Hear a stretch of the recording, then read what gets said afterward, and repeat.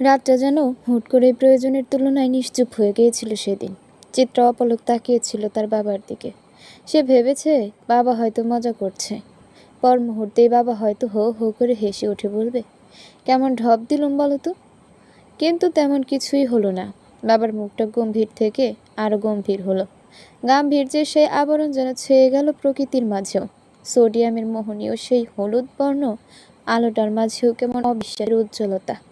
চিত্রা বাবার দিকে তাকিয়ে বেশ খানিকটা সময় নীরব থেকে অবিশ্বাস্যকর কণ্ঠে বলল, আব্বু, কি বলছেন এসব? নুরুল সওদাগর খুব গোপনে শ্বাস ফেললেন। চারদিকে তাকিয়ে থাকতে বারান্দার বাহিরে দৃষ্টি নিবদ্ধ করে বেশ রুক্ষ কণ্ঠে বললেন, সত্যি বলছি সব। তুমি তখন 2 দিনের শিশু, নিষিদ্ধ নিষেধ।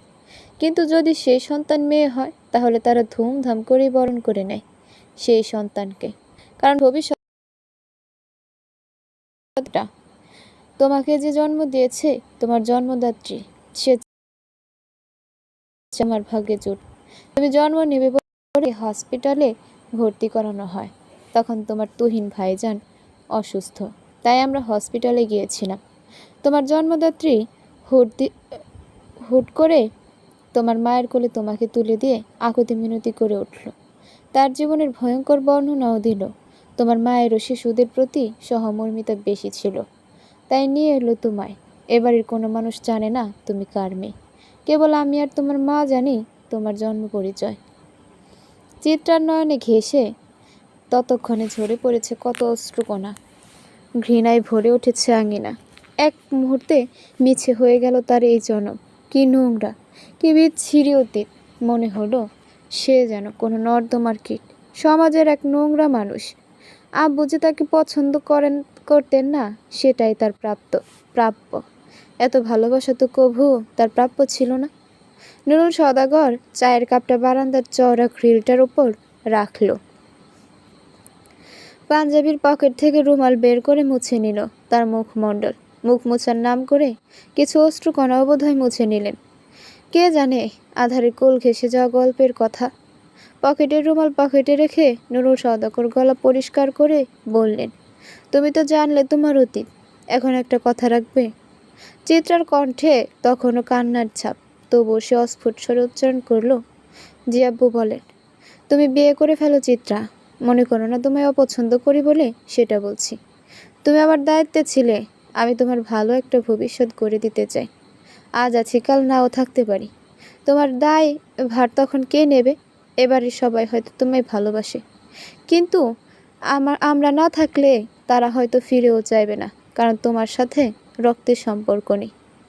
চিত্রার অবুঝ মন পরপর ধাক্কায় তখন নিস্তব্ধ। রাতের দীর্ঘশ্বাসগুলো তখন বুকের ভেতর জমে জমে পাহাড় সমান হয়ে গেছে। এই পাহাড়ে ভীষণ ওজন নিতে পারছে না চিত্রা। কেমন দম বন্ধ হয়ে এসেছিল সেদিন। আবেগের বশেই কিংবা নিজের প্রতি ঘৃণা থেকে সে রাজি হয়ে গেল বাবার প্রস্তাবে। হয়তো ঋণ শুধরানোর অপচেষ্টাও ছিল। সেদিনের কথা থামতেই বিরাট এক বিষাক্ত দীর্ঘশ্বাস ফেলল চিত্রা। সেদিন কাঁদলেও আজ কাঁদছে না চিত্রা। হুট করে কিসে পাথর হয়ে গেল? বাহার তখনও নির্জীব, চোখের দৃষ্টি রাজপথে। হাতের চায়ের কাপের গরম গরম চা এখন শরবত প্রায়। ভেতরে তার তাজা অনুভূতিও কেমন নিস্তেজ। বাহারের নীরবতা ভয়ে জাগালো চিত্রার মনে। বাহার ভাই বুঝি আজ চিরবিচ্ছেদ ঘোষণা করবে? ঘৃণার থুথু বুঝি তার উপর ছুঁড়ে মারবে বাহার ভাই? মারুক না হয়, সে সহ্য করে নেবে। ঘৃণাটা তো আর তার দোষে পাবে না। অদৃষ্টের পরিহাস। তবে আক্ষেপ কিসের, আফসোস কিসের? নিজের ভাগ্য যদি সে নিজে গড়ত, তাহলে কি আর থুতু ফেলতে পারত কেউ? না, অনিশ্চিত ভবিষ্যৎ রচিত করত।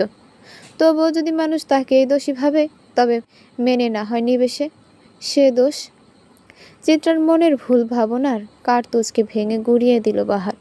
হাতের চায়ের কাপটা পাশে ছুঁড়ে ফেলে বেশ স্বাভাবিক কণ্ঠে বলল, তোমার কি সেসব শুনে নিজের উপর ঘৃণা জন্মেছিল রঙ্গনা? এমন পরিস্থিতি বাহারের এই প্রশ্নটা চিত্রা আশা করেনি। জীবনে তো আশা ছাড়াই কত কিছু হয়। ছোট কণ্ঠে চিত্রা উত্তর দিল, করাটা স্বাভাবিক না বাহার ভাই। বাহার হাসল। চিত্রার মাথায় স্নেহের হাত বুলিয়ে দিল। এই প্রথম বোধহয় বাহার চিত্রাকে ছুঁয়ে দিল, তাও স্নেহের হাতে। কোনো লোভ লালসাবিহীন। অতঃপর মিষ্টি করে বলল, অস্বাভাবিক সেটা। তুমি নিজেকে কেন ঘৃণা করবে রঙ্গনা? তোমার বরং বুক ফুলিয়ে একটা ভীষণ স্বচ্ছ শ্বাস নেওয়া উচিত। তোমার জন্মদাত্রী, সে কোথা থেকে আসছে, কী বা তার পরিচয়, সব ভুলে যাও। মনে রেখো, সে কিন্তু মায়ের দায়িত্ব পালন করতে পিছু পা হননি। এই যে সে তোমায় অন্য কারো কাছে দিয়েছিল, তোমার কি মনে হয় তার উপর কম ঝড় গেছে এর জন্য? তাকে কী না সহ্য করতে হয়েছে তোমার ধারণা নেই। একটা কথা শুনেছ, জন্ম হোক যথা তথা, কর্ম হোক আসল। তোমার সাফল্য যখন আকাশ ছুঁয়ে দেবে, তোমার জন্ম পরিচয় তখন মরীচিকা। চিত্রা কেবল মনোযোগ সহকারে শুনল এই ছন্নছাড়া লোকটার কথা। মানুষটা কতটা গোছানো কেউ বুঝবে তার বাহিক্য আবরণ দেখে। চিত্রা লম্বা এক নিঃশ্বাস নিল, শুদ্ধতম হাসি দিয়ে বলল, চলুন বাহার ভাই, ফেরা যাক। বাহারও ঘাড় কাত করে উঠে দাঁড়ালো। একটা রিকশার ডাক দিয়ে বসিয়ে দিল চিত্রাকে। বাহারকে উঠতে না দেখে অবাক হলো চিত্রা। কপাল কুঁচকে প্রশ্ন করলো, আপনি যাবেন না? তুমি যাও, আমি হেঁটে যাব। বাহারের উত্তরে কুচকানো কপাল আরও কুচকালো। অবাক কণ্ঠে বলল, আমার সাথেই চলেন। হেঁটে আসার দরকার কি? আজ আমি আপনাকে বাড়ি অবধি না হয় নিয়ে গেলাম, কোনো একদিন আপনি পুরো শহর ঘোরাবেন। চিত্রার কথায় বিশেষ হেলদোল দেখালো না বাহার। পকেটে 2 হাত গুজে কোকড়ানো চুলগুলো দুলিয়ে বলল, আমি হিমু নই রঙ্গনা, আর না তুমি রূপা। আমরা আমাদের মতনই। আমি এক দরিদ্রতার কষাঘাতে পিষে যাওয়া মানব, আর তুমি বাস্তবতার বেড়াকলে ঝলসে যাওয়া নারী। আমাদের গন্তব্য এক হলেও হয়তো পৌঁছানোর পদ্ধতি ভিন্ন। তাতে ক্ষতি কী? শেষ অবধি যদি সন্ধি হয়, রাস্তা তবে ব্যাপার নয়। চিত্রার দিক থেকে নজর সরিয়ে বাহার একবারে হাঁটা ধরল সোজা। চিত্রা কতক্ষণ তাকিয়ে রইল সে বাহারের দিকে। লোকটা যদি একটু পিছু ফিরে তাকায় সে আশায়, কিন্তু আর তা হলো কই। লোকটা তো আর তাকালো না। সবসময় চিত্রার আশা ভেঙে দিতে লোকটা প্রস্তুত। চিত্র ছোট্ট শ্বাস ফেলল। থাক, সবার গল্পের বিবরণ এক হলেই সমস্যা। থাক না বাহার, রঙ্গনার গল্প কিছুটা অন্যরকম। ক্ষতি তো আর নেই।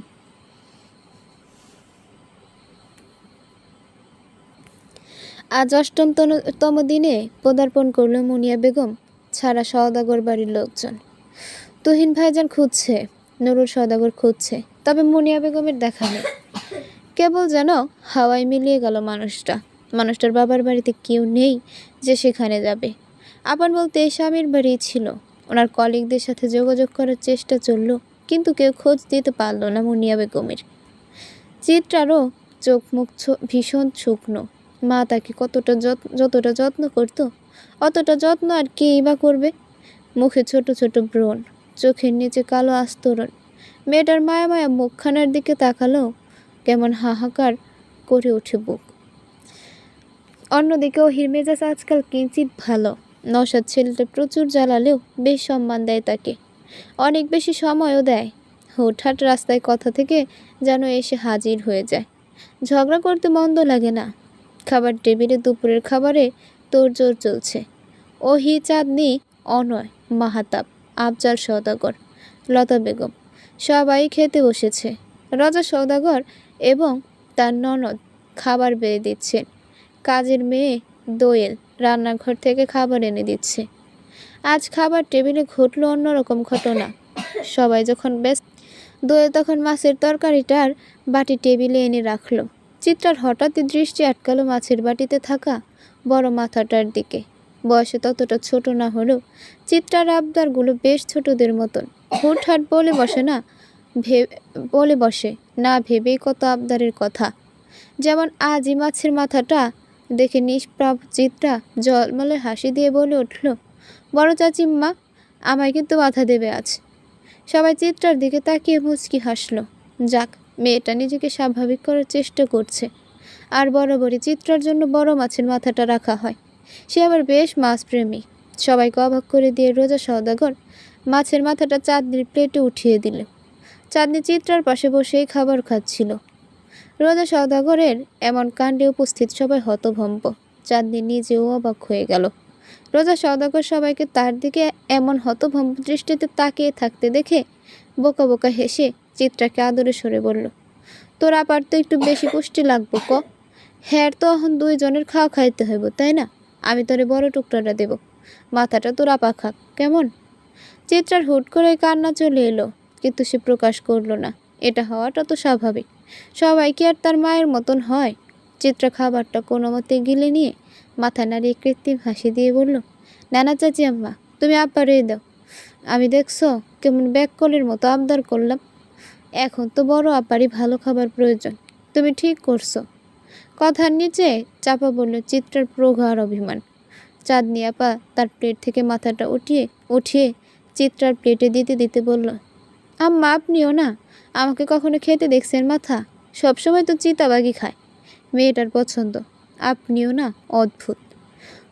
খাবি কেমনে তোরা? তোদের চাচি তো চিত্রাকে সব সময় দিত।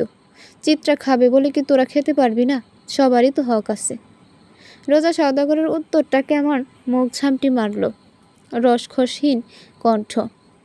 চিত্রা বড় আপার হাতটা ধরে ফেলল, খুব কষ্টে কান্না গিলে বলল, আপা দিও না গো, কারো হক মেরে খেতে পারবো না আমি।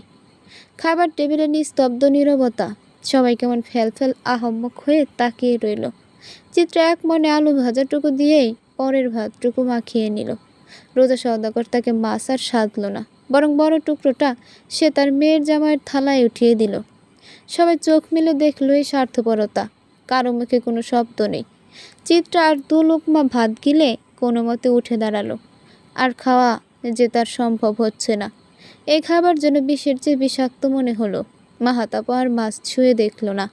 শাশুড়ির এক চোখা কাহিনীর নীরব প্রতিবাদ করে সেও চুপ করে খাবার পাত থেকে উঠে গেল।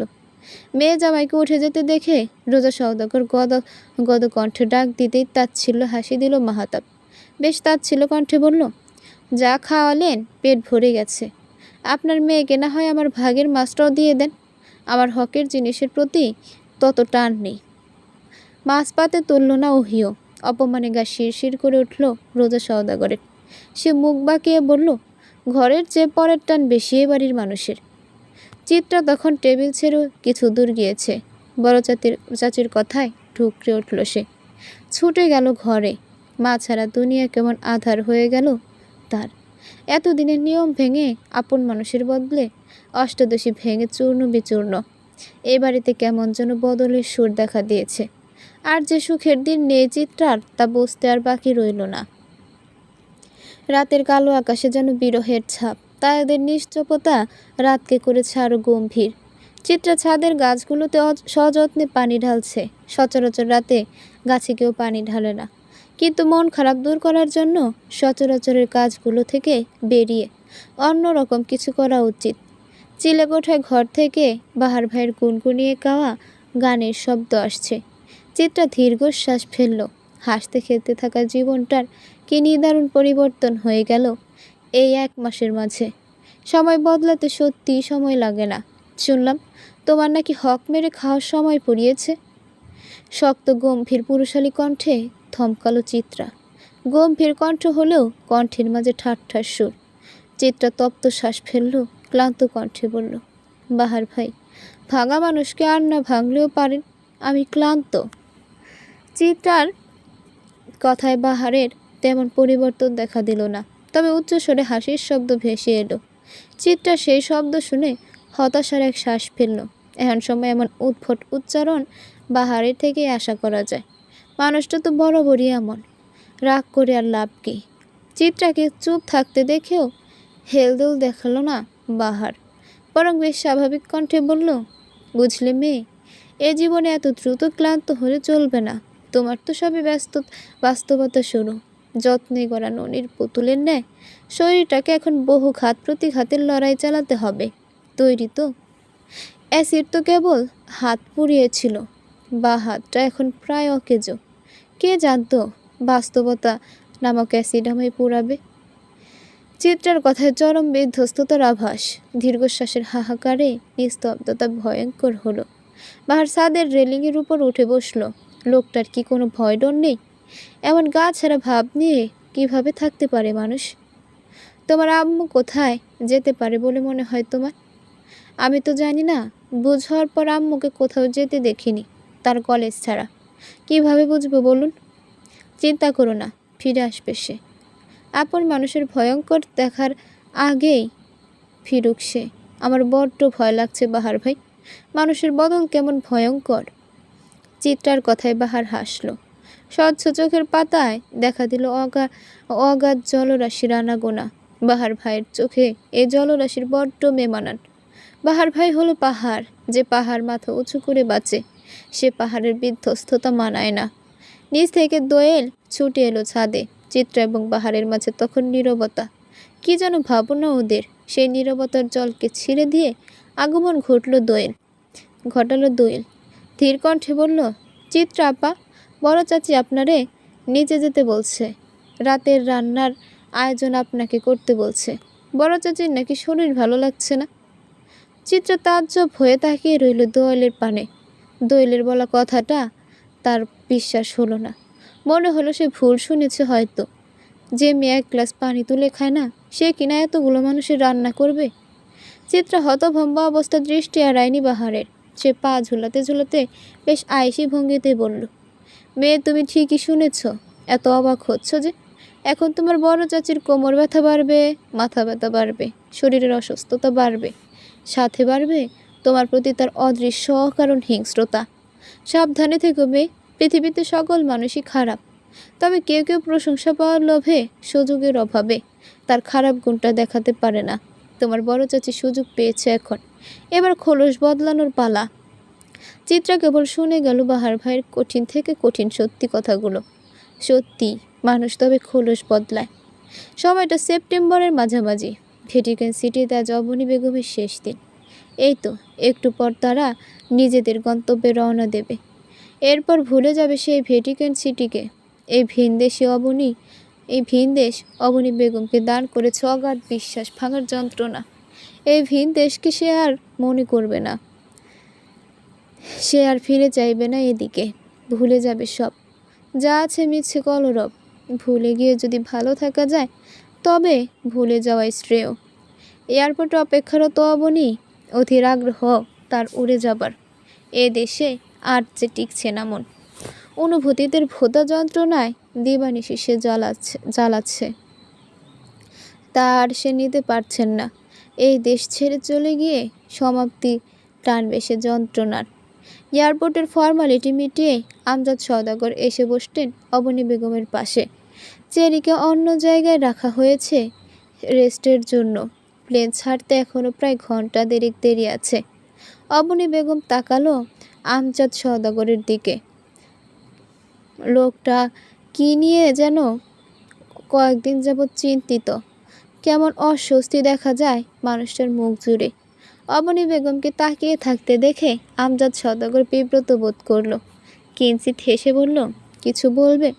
আমজাদ সওদাগরের প্রশ্নের বিপরীতে প্রশ্ন ছুড়ল অবনীও। তুমি কিছু বলতে চাও?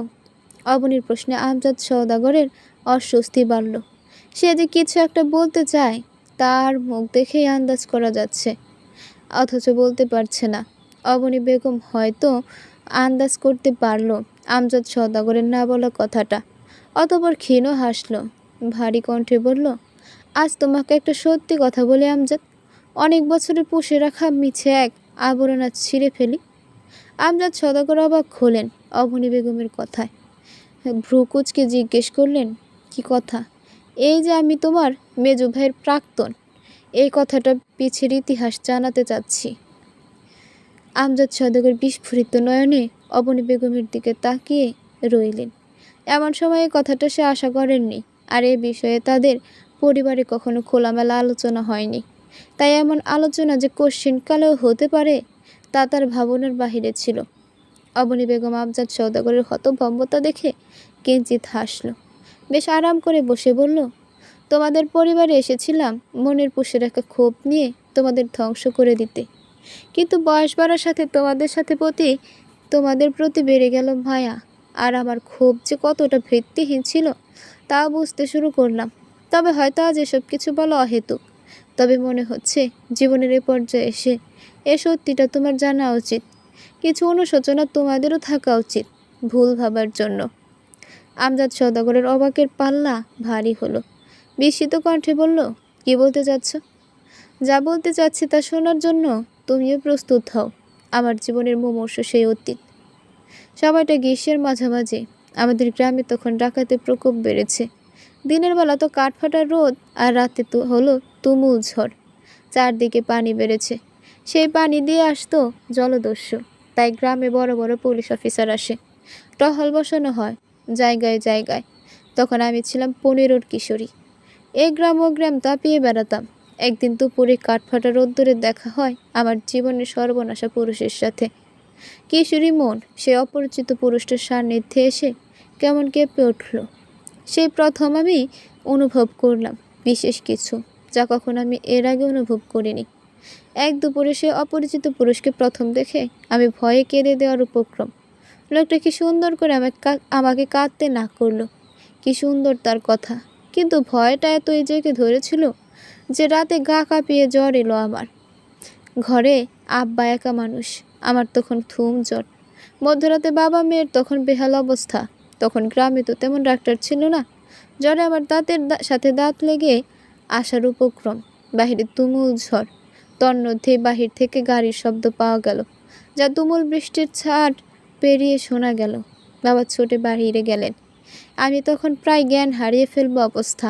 ঝাপসা চোখে দেখলাম দুপুরে সে অপরিচিত পুরুষ অফিসারটা হতদন্ত হয়ে আমাদের ঘরে এসেছে। পাশে আরেকজন অফিসারও। দ্বিতীয়বার লোকটিকে দেখে আমি জ্ঞান হারিয়ে ফেললাম। যখন জ্ঞান ফিরে তখন দেখি আমাদের সদরের হাসপাতালে আমি ভর্তি। চারপাশে রোদের ঝিলিক। জানতে পারলাম পুরো একটা রাত আমি অচেতন ছিলাম। আমাকে সেই পুলিশ অফিসারে হসপিটালে নিয়ে এসেছে গাড়ি দিয়ে। সারা রাত সে এখানে ছিল, বাবাকে অনেক সাহায্য করেছে। কিন্তু জানি না আমার কেন যেন লোকটাকে ভয় লাগতো। কেমন একটা অনুভূতি হতো, নিজেও বুঝতাম না। এই লম্বা চওড়া লোকটাকে দেখলেই বুকে ভয় হতো। হসপিটালে আমি 3 দিন ছিলাম। লোকটা 3 দিন রাতেই এসে দেখে যেত। আমি তখন ঘুমিয়ে থাকার অভিনয় করতাম, যেন তার চোখে চোখ পড়লে আমি শেষ হয়ে যাব। আমার 15 বছরের জীবন তখন ততটাও মজবুত ছিল না। 3 দিন পর বাড়ি ফিরলাম। শরীর সুস্থ হতে আবার আমার ছোটাছুটি শুরু, গ্রাম চড়ে বেড়ানো শুরু। কিন্তু যখন পুলিশের গাড়িটা দেখতাম তখনই লুকিয়ে থাকতাম। একদিন দুপুরে পুকুরে নেমেছি আমাদের গ্রামের আরও ছেলে মেয়েদের সাথে।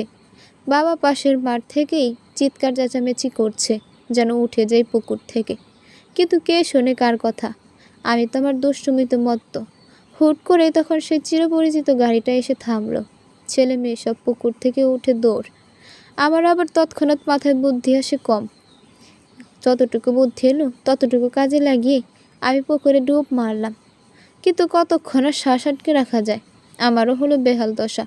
দম আটকে দ্রুত উঠে গেলাম। উঠতে চোখ পড়ল পুলিশবাবুর দিকে। সে বুকে হাত গুটিয়ে আমার দিকেই তাকিয়ে আছে। প্রথম দেখার পর আবার আমাদের দ্বিতীয়বার সরাসরি চোখে চোখ রাখা হলো। মানুষটার মুখটা দেখলেই আমার জন্য কি হয়ে যেত।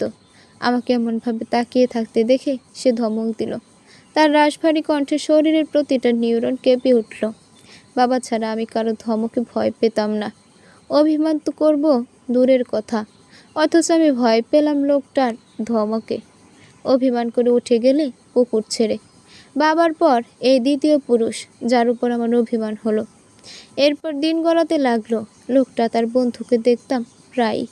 আমাকে দেখলে পুলিশবাবু তার রাশভারী কণ্ঠে ডাক দিয়ে এটা ওটা বলতেন। কি সুন্দর হাসতেন।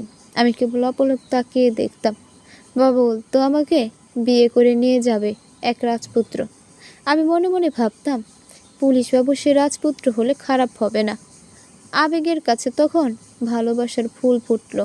ওরা দুই বন্ধু গ্রামে বেশ সুনামও কামালো। ওরা আসার পর কমে গেল ডাকাতির প্রকোপ। ওনার সাথে আমি প্রথম মানসিকভাবে ঘনিষ্ঠ হই এক ঘটনায়। আগে তো দূর থেকে দেখতাম, হাসতাম। সেই ঘটনার পর আমাদের সম্পর্ক হয়ে গেল সহজ সরল। আমার এক বান্ধবীকে তার ইচ্ছার বিরুদ্ধে বিয়ে দিতে চাইলে সেই মানুষ প্রতিবাদ করেন। আমার বান্ধবী আবার পড়াশোনা করত। পুলিশবাবু আমার বান্ধবীর পড়াশোনার দায়িত্ব নেন। এরপর থেকে মানুষটার প্রতিটা কাজে আমি মুগ্ধ হতাম। আমার সাথে তার সম্পর্ক একদম কাছ থেকে কাছের হয়ে গেল। মাঝে মাঝে এটা সেটা রান্না করে পুলিশবাবু তার বন্ধুর জন্য নিয়ে যেতাম। দু বন্ধুগত তৃপ্তি করে খেত। এমন করে বছর পেরোলো। পুরো গ্রাম জেনে গেল আমাদের সম্পর্কের কথা। সবাই জানতো পুলিশবাবুর সাথেই আমার বিয়ে হবে। কিন্তু কিন্তু থামালো অবনী বেগম, কথা থামালো অবনী বেগম। আমজাদ সওদাগরের তখন হাত পা কাঁপাকাঁপি অবস্থা। সে সত্যের মুখোমুখি সে আজ হয়েছে তা না জানতে পারলে যে নিস্তার নেই। সে উত্তেজিত কণ্ঠে বলল, কিন্তু কি? অবনী বেগমের দীর্ঘশ্বাস ভারী হলো বুক, চোখে টলমল করে উঠল সে অতীত। বাবার বিষ খাওয়া শরীর যা কাদায় মাখামাখি হয়ে পড়েছিল মাঠে। কি বিভৎস সে স্মৃতি, কি বিশ্বাসঘাতক মানুষ। এয়ারপোর্টে বিচ্ছিরি শোরগোল, একটু পরপর ফ্ল্যাট ছাড়ার ঘোষণা। অবনী বেগমের চোখে টলমল অশ্রু। আমজাদ সওদাগর ক্ষণে ক্ষণে উৎকণ্ঠিত হচ্ছে, অধৈর্য কণ্ঠে বলল, কিন্তু কি বলবে তো? আর ওই পুলিশ অফিসার কি মেজো সাহেব, ভাই সাহেব ছিলেন? তুমুল কান্নার বেগের মাঝেই হাসি হেসে বলল অবনী বেগমে, আহারে, তার আর্তনাদ ছুঁতে পারল না কাউকে, বরং সন্দেহ পরিষ্কারের জন্য উন্মুখ মানুষ। বেশ বড়সড় এক দীর্ঘশ্বাস ফেলে অবনী বেগম চোখ বন্ধ করলেন। অতঃপর বলা শুরু করলেন, তখন সময়টা বর্ষাকাল। হুট করে গ্রামে কেমন যেন একটা বিশৃঙ্খলা সৃষ্টি হলো। ছেলে মেয়ে নেশায় আসক্ত হয়ে যাচ্ছিল। চুরি, মারামারি, হানাহানি তে গ্রাম উত্তপ্ত।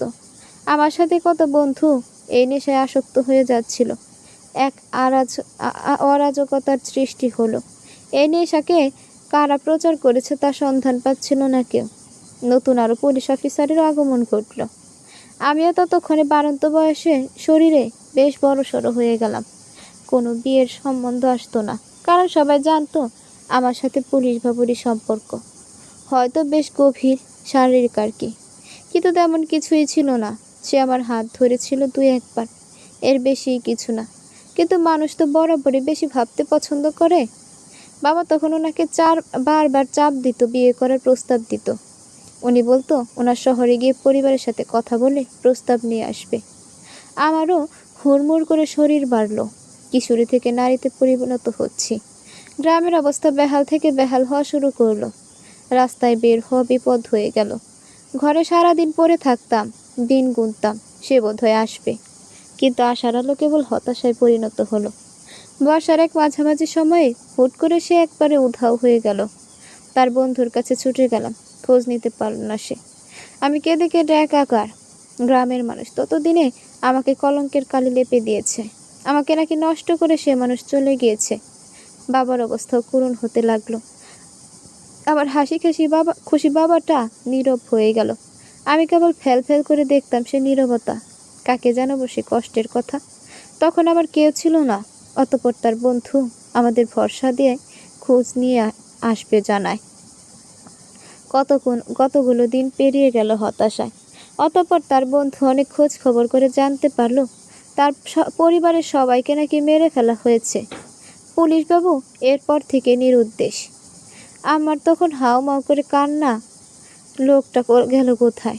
আল্লাহর দরজায় 3 বার করে মাথা ঠুকলাম যেন সে ফিরে আসে। অতঃপর বর্ষার শেষের দিকে একদিনের কথা। আমি ভর দুপুরে ঘুমিয়েছিলাম। বাহিরে ঝড়ঝড়ে রোদ। গ্রামের এক ছেলে এসে খবর দিল তার নাকি দেখা পাওয়া গেছে। আমার পুলিশবাবু নাকি ফিরে আসছে। আমি সেই ভর দুপুরে এলোমেলো শরীর নিয়ে ছুটে গেলাম। গ্রামের মাঠে তখন তুমুল ভিড়। থানার সবচেয়ে বড় অফিসারও নাকি এসেছে। কত বড় বড় মানুষ, কত অফিসার। আমি আমার পুলিশবাবুর দিকে তাকাতেই থমকে গেলাম। শরীরে কালো পোশাক, চেহারা একেবারে ভেঙে গেছে, চোখগুলো কেমন ভেতরে চলে গেছে, মুখ ভর্তি চাপ দাড়ি। মানুষটাকে মাঠের মাঝখানে একটা গাছে বেঁধে রেখেছে। পরে জানতে পারলাম মানুষটা নাকি দেশদ্রোহী। পরিবার মারা যাওয়ার শোকে সে এই কালো দুনিয়ায় চলে গিয়েছে। সৎ থেকে তো পরিবার হারাতে হয়েছিল, অসৎ হয়েছে তাই। গ্রামের নেশার প্রবেশও সে করিয়েছে। আমি মানতে পারিনি মানুষটার বিধ্বস্ততা। ছুটে যেতে চেয়েছিলাম তার কাছে, কিন্তু আমাকে যেতে দেওয়া হয়নি। মৃত্যুর আগে নাকি সকলের শেষ ইচ্ছা পূরণ করা হয়। কিন্তু মানুষটা আমাকে একবার ছুঁতে চেয়েছিল, সেই ইচ্ছেটাও ওরা পূরণ করতে দেয়নি। আমি কত কাঁদলাম, হাউমাউ করে কাঁদলাম। আমার কান্না ওদের হৃদয় অবধি পৌঁছায়নি। আমি ভিক্ষে চেয়েছিলাম মানুষটার প্রাণ। বলেছিলাম আমরা অনেক দূর চলে যাব, এ পাপে আর ডুবতে দিব না মানুষটাকে। ওরা শুনেনি। আমার এত যত্নের ভালোবাসা, আহা কি নিদারুণ তার বিধ্বস্ততা। মানুষটা আমাকে একবার ধরতে চেয়েছিল, কিন্তু তার আগে তার শরীরে পরপর 6টা গুলি মেরে ছিন্ন বিচ্ছিন্ন করে দেওয়া হয়। রক্তে লাল হয় আমার প্রিয় স্বজনবাদীর মাঠ। সে মাঠে মানুষটার হাত ধরে ছুটে বেরিয়েছিলাম। সে মাঠে পড়ে থাকে নির্লিপ্তভাবে আমার পুলিশ বাবু, যার সুনামে একদিন গ্রাম মুখরিত ছিল। তার লাশ সেদিন দেশদ্রোহীর লাশ হিসেবে গণ্য হয়েছিল। আর তাকে গুলি করেছিল কে জানো? তার প্রাণপ্রিয় বন্ধু, তোমার ভাই নুরুল সওদাগর। আমার চোখ ভরে দেখতে দেয়নি আমার পুলিশ বাবুকে। ওরা পাষণ্ড। আমি হাওয়া মাও করে কেঁদেছি, কি ব্যথা নিয়ে চিৎকার করেছি। মৃত্যুর পরও মানুষটা চোখ মেলে যেন অপলক চেয়েছিল আমার দিকে। আমি শেষবার ছুতেও পারলাম না, দেয়নি ছুতে আমায়। তোমার ভাই সেদিন বন্ধুত্ব ভুলে হয়তো কর্তব্য পালন করেছিল, কিন্তু আমি আজও ভুলিনি সেই ভয়াবহতা। আমার মানুষটারে দশা আমি নিজেও ভুলিনি। প্রকৃতি আমার এসবটা নিয়েও ক্ষান্ত হয়নি। যখন আমি গুটিয়ে গেলাম শূন্যতায়, আমার বাবা আমার বিধ্বস্ত অবস্থা সহ্য করতে না পেরে বিষ খেয়ে সেই মাঠেই আত্মহত্যা করে মানুষটা মারা যাওয়ার 3 দিনের মাথায় সেদিন সন্ধ্যায় তুমুল ঝড়। আব্বা আমার ঘরে নাহি ফিরে। চিন্তায় চিন্তায় আমি মরিয়া। আব্বাটা ছাড়া যে আমার কেউ ছিল না এই দুনিয়ায়। অবশেষে পরের দিন সকালে মানুষ খোঁজ দিল আব্বা আমার স্বার্থপর হয়েছে। আমায় এই গোটা দুনিয়া একা রেখে চলে গেছে। আমার আব্বা বেইমানি করেছে। আব্বা আমার বিশ্বাসঘাতক। ওরা কেউ কথা রাখলো না, কেউ আমার রইল না। ওরা শেষ করে দিয়েছিল আমায়। এই সবটা হারানোর যন্ত্রণার রাগ নিয়ে গিয়ে পড়েছিল তোমার ভাইয়ের উপর। সেও তখন ট্রান্সফার হয়ে শহরে চলে এসেছিল। অতঃপর প্রতিহিংসার আগুনে দাও দাও করে জ্বলে আমিও পা রাখলাম সওদাগর বাড়ি। এরপর আগুন আজ কেবল মায়া হয়ে রইল। অবনী বেগমের চোখ অশ্রুর ঢেউ। ক্ষণে ক্ষণে কেঁপে উঠছে সে কান্নার দাপটে। আমজাদ সওদাগরের চোখেও দেখা গেল অশ্রুদের ভিড়। এতটা পুরুষ দুঃখ পুষে রেখে একজন মানুষ তার সাথে এত বছর ঘর করে গেল, অথচ টেরই পেল না। বরং মিশে ভ্রম নিয়ে করে ফেলেছে জীবনের চরম ভুল। এ ভুলের মাসুল আদৌ দেওয়া যাবে? তন্মধ্যে অবনী বেগমের প্লেন ছাড়ার সময় হলো। চোখের জল মুছে অবনী বেগম ব্যাগটা কাঁধে জড়িয়ে উঠে দাঁড়ালো। আমজাদ সওদাগর আমতা আমতা করে কেবল ডাক দিল, অবনী। পথিমধ্যে থামিয়ে দিল অবনী বেগম। মুচকি হেসে বলল, তুমি হয়তো আজ বলতে চাও তা দ্বিতীয়বারের মতন ভেঙে দেবে, আমাকে দ্বিতীয়বারের মতো ভেঙে দেবে। প্রথমবার ভেঙে গিয়ে অনেক কষ্টে জোড়া লেগেছি, দ্বিতীয়বার হয়তো আর পারবো না। তোমার আমাকে নিয়ে ভুল ধারণা ছিল, আমিও ভাঙাতে চাইনি। ভেবেছিলাম একটা কলঙ্ক লাগুক তোমার ভাইয়ের গায়ে। আমি অভাগিনী তো, চির কলঙ্কিনী ছিলামই। তাছাড়া তুমি যেভাবে ধোঁয়াশা আমিটাকে আঁকড়ে নিয়ে ভালোবেসেছিলে, আমি ভুলেই গিয়েছিলাম ভালোবাসাও যে রং বদলাতে পারে। আজ তাই আফসোস করলাম। তুমিও না হয় একটু আফসোস করো। আমাকে খুব সব খুলে বলতে না পারার আফসোস। আমাকে অনেক ভালোবেসেও কিছুটা কম ভালোবেসেছ, সেই আফসোস। কিছু আফসোস থেকে যায়, অবসাদ জাগবে। আমায় এতদিনে ভুলে গিয়ে খুশি ছিলে, কিন্তু আজ থেকে না হয় প্রতিক্ষণে মনে রাখলে। আমি আজ একটু স্বার্থপর হলাম। কি সুন্দর তোমার মনে আফসোস জাগালাম। ভালো থেকো কেমন। আমজাদ সওদাগর কেবল তাকিয়ে রইল অবনী বেগমের যাওয়ার পানে। সত্যি হয়তো সে অনেক ভালোবেসেও কোথাও একটা ভালোবাসতে পারেনি। সত্যি বলতে এক জীবনে হয়তো অনেকটা ভালোবাসা কাউকেই দেওয়া যায় না। আজ সূর্য তার উত্তপ্ততা 2 হাত ভরে উজাড় করেছে বেকার যুবকদের জ্বালিয়ে দেওয়ার নামে। পথে ঘাটে চাকরির খোঁজে হতদন্ত হয়ে অনবরত ছুটে যাওয়া বেকারদের বেলা সূর্য ও মানুষের মতন কঠোর হয়েছে। উত্তাপে যে সে ঝলসে দিতে চাচ্ছে বেকারদের দূর দূরান্তে হেঁটে যাওয়ার শক্তিকে। তবে বেকাররা সূর্যের চেয়েও তেজি হয়। মাথায় বেকারত্বের যে বোঝা, এই বোঝার চেয়ে আরো বেশি কঠিন তাদের কাছে কিছুই মনে হয় না। পেটে ক্ষুধা, পকেটে বাবার ওষুধের লিস্ট, হাতে প্রেমিকার বিয়ের কার্ড, মাথায় দায়িত্বের ভারী বস্তা, এসবকে ছাড়িয়ে যেতে পারে না সূর্যের তেজ। চাকরির 6 নাম্বার পরীক্ষাটাও আজ দিয়ে দিল বাহার। মাঝে সে অনেক ছোটাছুটি করেছে একটা চাকরির জন্য। কত রাত ঘুমিয়েছে ফুটপাতে। রাতের রাস্তার ভয়ঙ্কর শীতলতায় বুকে বেঁধেছিল নিউমোনিয়ার সংসার। তবুও সে থামেনি। এখানে ওখানে যোগ্যতার বটবৃক্ষ দাগ ঝাঁকিয়ে করেছিল চাকরির সন্ধান। অথচ বাহার তখন জানতই না টাকার তৈরি এই অযোগ্য শহরের যোগ্যতা কেবল নিরেট, নিশ্চুপ, মূল্যহীন, পরিত্যক্ত কবর। আজ পাহাড় তা জানে, তবে আজ তার একটা চাকরির জন্য তেমন হাহাকার নেই। বেকারত্ব তো সব কেড়েছে। এখন বেকারত্বের হাহাকার বাহারের ভেতর ছুতে পারে না। চাকরির চিন্তায় আজকাল তার আর রাত জাগতে হয় না। তবে আজ হুট করে মনে হলো চাকরি তার প্রয়োজন, পায়ের নিচের একটা শক্ত ভিত্তি প্রয়োজন। মানুষ হয়ে জন্ম নিয়ে বেকারত্বের অভিশাপে কুকুর বিড়াল হয়ে বেঁচে থাকাটা জীবনের সবচেয়ে বড় ব্যর্থতা। আর একজন পুরুষের ব্যর্থতা সমাজের কাছে হাস্যকর। মাথার উপর রোদের প্রখরতা, ঘামে ভিজে গেছে শরীরের সব সস্তার টি শার্টখানা, এলোমেলো ঝাঁকড়া চুল লেপটে গেছে পরম অবহেলায় কপালের মধ্যিখানে। সিগারেটের ঝলসানো ঠোঁটগুলো আর গালে চাপদাড়ির অবাধ বিস্তারে বাহার ভাইকে কেমন অবহেলায় হারানো নিদারুণ কোনো সুন্দর নিদর্শন লাগছে, যাকে দেখতে দেখতে কাটানো যাবে কত শত সহস্র যুগ। হুট করে প্রচণ্ড পথচারীর ভিড়ে মাঝের বাহারের মাথায় আর রোদ লাগছে না। সে হাঁটছে, তার তালে তালে মিলিয়ে একটা ছায়াও হাঁটছে, বিরাট ছায়া। বাহার অবাক হয়ে পাশ ফিরে তাকাতেই দেখল কাঁধ সমান চুলগুলো ছুটি করে খুব সাদামাটা পোশাকে কি সুন্দর হাসি দিয়ে দাঁড়িয়ে আছে চিত্রা। কপালে অবস্থানরত ভ্রুদ্বয় আপনা আপনি কুঁচকে গেল বাহারের। অবাক কণ্ঠে সে প্রশ্ন ছুড়ল, এই মেয়ে, এখানে কি? চিত্রা বাহারের পায়ের সাথে পা মিলিয়ে ডান হাতে হাত ধরে রাখা রঙিন ছাতাটা নিয়ে হাঁটতে হাঁটতে বলল, রোদের মাঝে ছায়া হতে এসেছি। এই যে গরম আপনাকে কেমন নাজেহাল করে দিয়েছে, তা তো আমার মোটেও ভালো লাগে না। রোদ ভালো, রোদে শোক ভুলে যাওয়ার ওষুধ থাকে। অতিরিক্ত রোদ মাথায় থাকলে শোক তখন মস্তিষ্কে বিচরণ করতে পারে না। কিন্তু আমরা বরাবরই শীত পছন্দ করি, অথচ শীতলতায় শোক কারো হয়। যারা অতীব বিষণ্ণতায় ভোগে তাদের উচিত সারাদিন রোদের দাবানল সহ্য করে পথ থেকে পথান্তরে ঘুরে বেড়ানো। আচ্ছা বাহার ভাই, এত মানুষের ভিড়ে যে এমন হেলদুলে হাঁটছেন, বিরক্ত লাগে না? এই হাজার মানুষের ভিড়ে থাকলে একাকিত্ব অনুভব হয় কম। মনে হয় আমার মানুষ না থাক, অনেক মানুষ তো আমার আশেপাশে আছে। জীবনকে পজিটিভ অনুভব করা, তবেই না বেঁচে থাকা সার্থক। চিত্রা একরাশ মুগ্ধতা নিয়ে তাকিয়ে রইল এই বেকার যুবকটার দিকে। কে বলেছে এই শহর কেবল অর্থের পূজারি? এই যে কিছু কিছু কিশোরীর মনে বেকার বাহার ভাইয়েরাই তো একরাশ প্রশান্তি।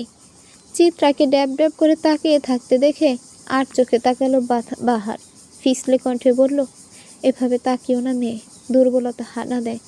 আচ্ছা মেয়ে, তুমি আজকাল বুকের বা পাশটায় উকি ঝুঁকি দাও কেন? হে তাই কেন তব বিচরণ?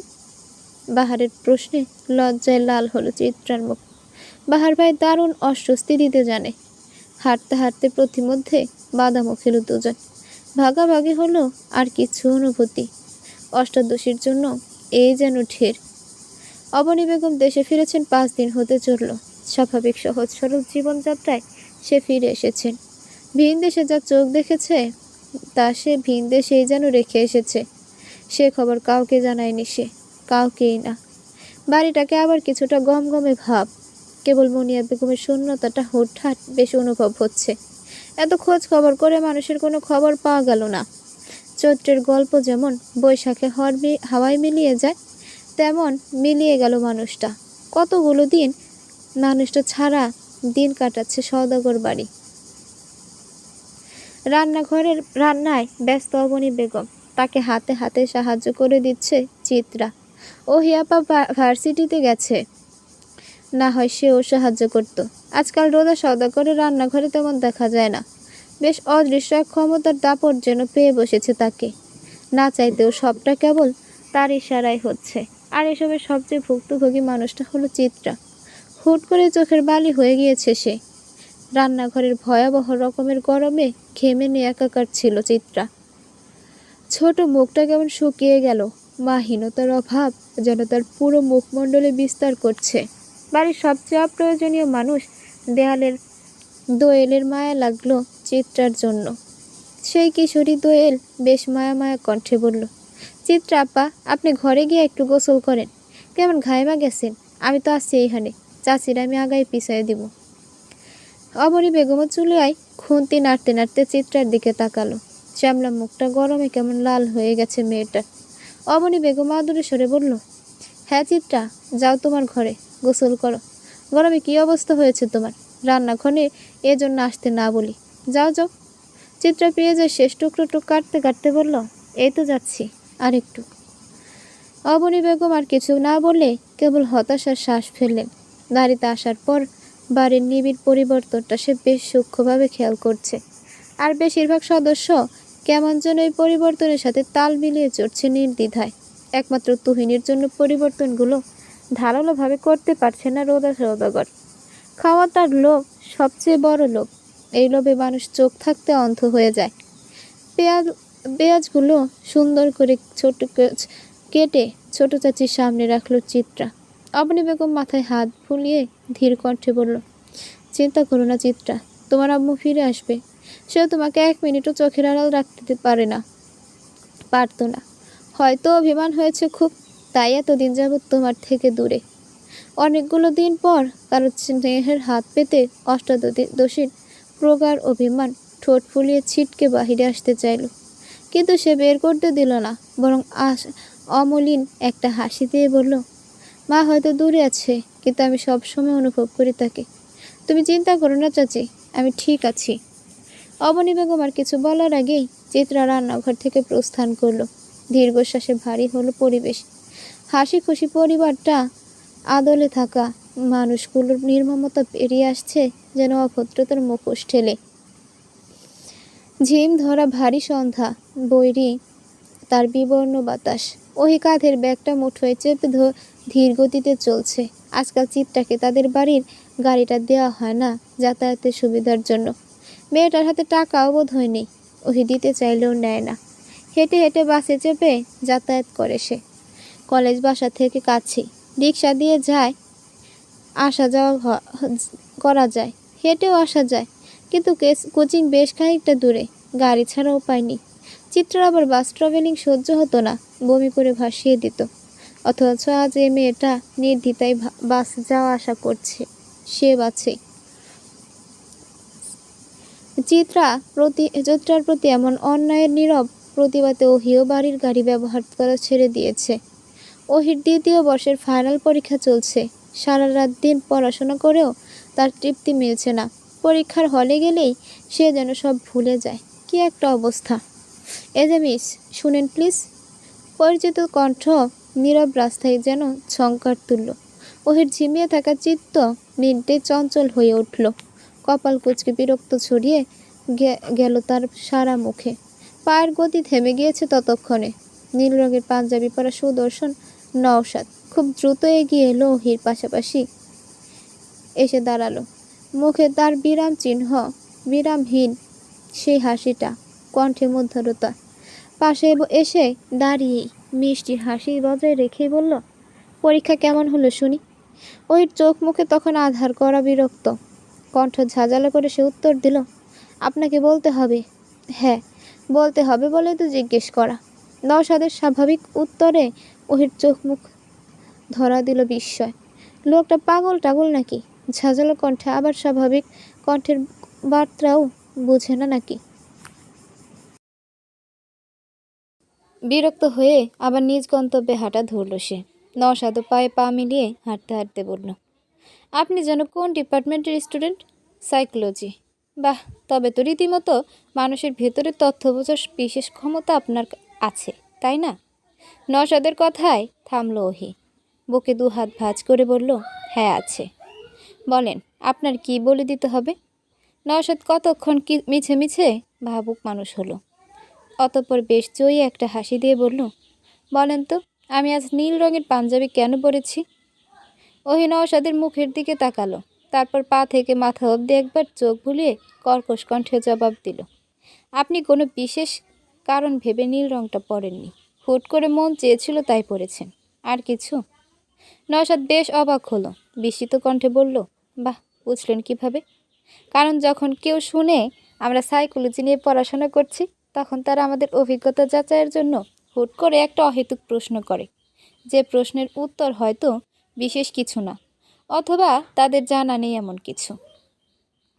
ওহির আর চোখে তাকিয়ে উত্তর বলার ভঙ্গিমাটা বেশ উপভোগ করল নওশাদ। হাসির আরও বিস্তৃতি লাভ করল।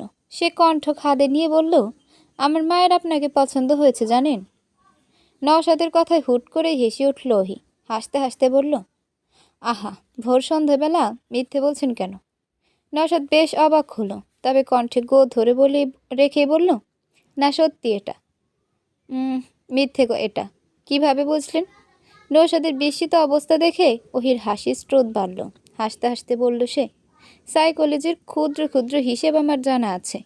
আপনি সচরাচর হাত তুলিয়ে কথা বলেন, মানে সত্যি কথাগুলো, অথচ এই কথাটা বলার সময় আপনার দুহাত স্থির ছিল আর চঞ্চল হাসিটা কেমন গুমোট ছিল। খুব সম্ভবত আপনার মায়ের আমাকে পছন্দ হয়নি, এমন কথা সে আপনাকে জানিয়েছেন, যার দরুন আপনি আমাকে উল্টোটা বলে পরীক্ষা করছিলেন। না হয় এমন একটা কথা আপনার মাথায় এত দ্রুত আসতো না। নওশাদ অবাক চোখে তাকিয়ে রইল কেবল। মেয়েটা দারুণ বুদ্ধিমতী। সত্যি নওশাদের মা আজ কথায় কথায় ওহির উচ্চতার কথা বলেছে। ছোটোখাটো ওহির উচ্চতা মহিলার বেশ অপছন্দ হয়েছে, সেটাই জানিয়েছেন। নওশাদকে চুপ মেরে যেতে দেখে ওহি গম্ভীর কণ্ঠে বলল, আর কিছু বলবেন মিস্টার? আপনাকে আমার ভালো লাগে, সেটা জানেন। ওহি ভরকালো না নওশাদের এমন কথায়, বরং বেশ স্বাভাবিক কণ্ঠে উত্তর দিল, এটাও মিথ্যে। নওশাদ অবাক হলো, মাথা দুলিয়ে বলল, না, এটাই সত্যি। না হয় এভাবে আপনার পিছু নিতাম বলুন? সে তো আপনি আমাকে জানার আকাঙ্ক্ষা থেকে পিছু নিয়েছেন, ভালো লাগা থেকে না। নওশাদের চলন্ত পা আবার থেমে গেল।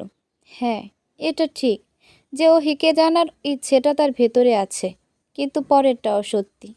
কিন্তু ওহি তা মানতে নারাজ।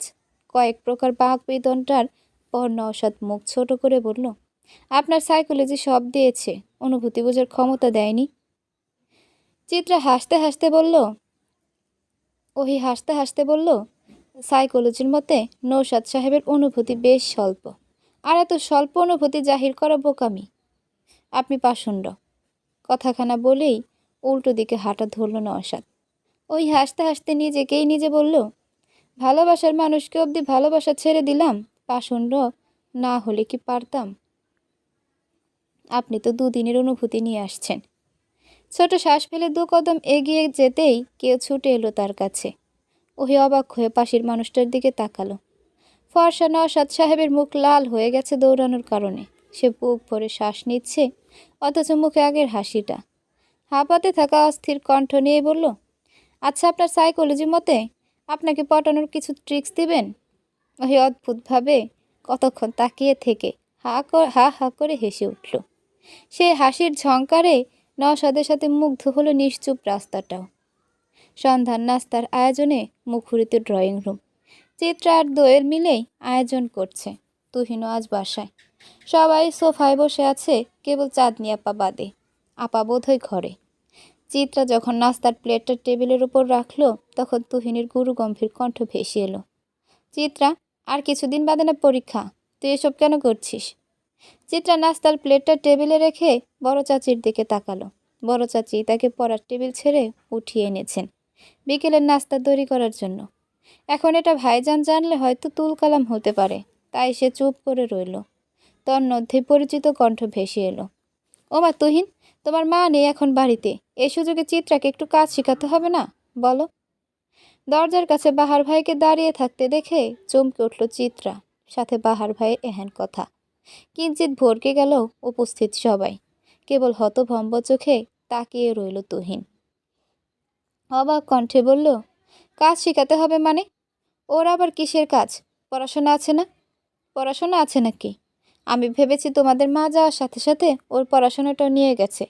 না হয় মানুষের হুকুমে এমন উঠবস করতো। বাহার ভাই সচরাচর আসে না বাড়ির ভেতরে, আজ এসে এমন অদ্ভুত কথা বলছে, যার যার দরুন অবাক হয়ে তাকিয়ে আছে তুহিন। সে যেন কিছুই বুঝতে পারছে না। একবার বোনের দিকে আর একবার বাহার ভাইয়ের দিকে তাকাচ্ছে।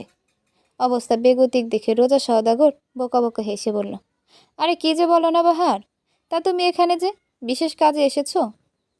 আমি যে কি বলি না আন্টি, যা সঠিক তাই বলি।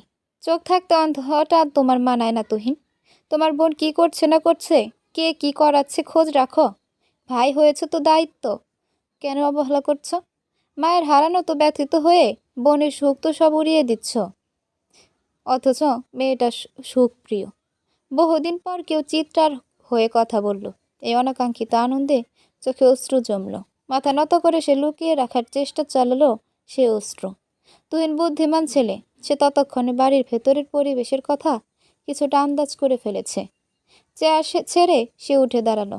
চিত্রার কাছে গিয়ে মাথায় আদরে হাত বুলিয়ে শক্ত কণ্ঠে বলল, কিরে চিত্রা, তোকে দিয়ে কাজ করাচ্ছে কে? বড় চাচি নাকি ছোট চাচি নাকি ফুপি? কে বল? চিত্রা ছোট মানুষ, আদরে ভাব তার শরীরে তো এখনো আছে। সে ভাইজানের বাহু আঁকড়ে কেঁদে দিল। মানুষ মানুষের পরিবর্তনের নীরব অভিযোগ যেন জানালো ভাইকে। তুহিনের রাগ চড়ে বসলো মাথায়।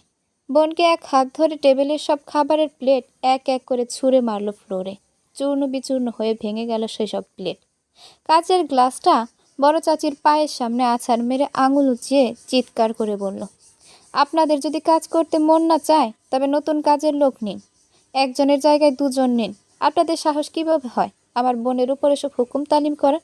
কে আপনি? সাহস কি করে হলো আপনার চাচি? তুহিনের রাগে এমন রাগে উপস্থিত সবাই ভীত। কেবল স্থির রইল বাহার। মাঝে মাঝে কিছু কথা সঠিক মানুষের কানে দিতে হয়। বড় চাচিরও ততক্ষণে অপমান আকাশ ছুঁয়েছে। সে দাঁত কিরমির করে বলল, তুহিন, ভদ্রতা ভুলেছ? কাকে কি বলছো তুমি? আর তোমার বোনকে কাজ করাবো না কেন? সে কোনো রাজপ্রাসাদ থেকে আসেনি। রাজপ্রাসাদের মেয়েরা তো অন্যদের বাড়িতে মানুষ হয় না, তাই না? সামান্য একটা ব্যাপারকে এ মেয়ে কি বিশ্রী করে তুলল! স্বার্থপর মেয়ে। টেবিলের কাচের উপর গ্লাসগুলো ফেলে ভেঙে চুরমার করে ফেলল সব এক নিমিষেই তুহিন। বড় চাচিকে আঙুল উঁচিয়ে বলল, আপনিও তো কোনো রাজপ্রাসাদ থেকে আসেননি। আপনার বাপের বাড়ির কোনো জমিদার ছিল না। কন্যার ভার সামলানোর ক্ষমতাও তার ছিল না। বস্তিতে থাকতেন, এক রুমের খুপড়িতে। ভুলে গেছেন অতীত? আবার আমার বোনকে নিয়ে আপনি বাজে কথা বলছেন। পেটে ঘি পড়তে পান্তা ভাতের কথা ভুলে ভুলে ক্ষমতা দেখাচ্ছেন। অপমানে গা ঘিন ঘিন করে উঠল রোজা সদাগরের। ছেলে মেয়ে দুটোকে কি সে কম ভালোবাসা দিয়েছিল? অথচ আজ কি কথা বলছে তারা। তার মধ্যে নুরুল সদাগর শব্দে চর বসালেন ছেলের গালে। এই প্রথম সে তার ছেলের গায়ে হাত তুলল। অফিস থেকে এসে ছেলের এমন রূপ দেখেই মূলত সে হতভম্ব। তুহিনের চোখ তখন ভয়ঙ্কর রকমের লাল, ফর্সা ফর্সা মুখে তখন তুমুল আক্রোশ। চিত্রা ছুটে সিঁড়ি বেয়ে নিজের রুমের দিকে চলে যেতে নিলি সিঁড়ির সামনে দাঁড়িয়ে থাকা টলমলে চোখের চাঁদনি আপা আর তার হাত ধরে আটকে দিল। চিত্রা হাত ঝাড়া দিয়ে রুমের ভেতর প্রবেশ করার সময় ভারী কিছু পড়ে যাওয়ার শব্দ হলো। পিছু ফিরে তাকাতেই চিত্রার চক্ষু চরক গাছ। বড় আপার শরীরটা নিচের সিঁড়িতে পড়ে আছে। ভারী পেটটা ধরে তার হৃদয় বিদারক চিৎকার। রক্তে রঞ্জিত হলো সাদা ফ্লোর।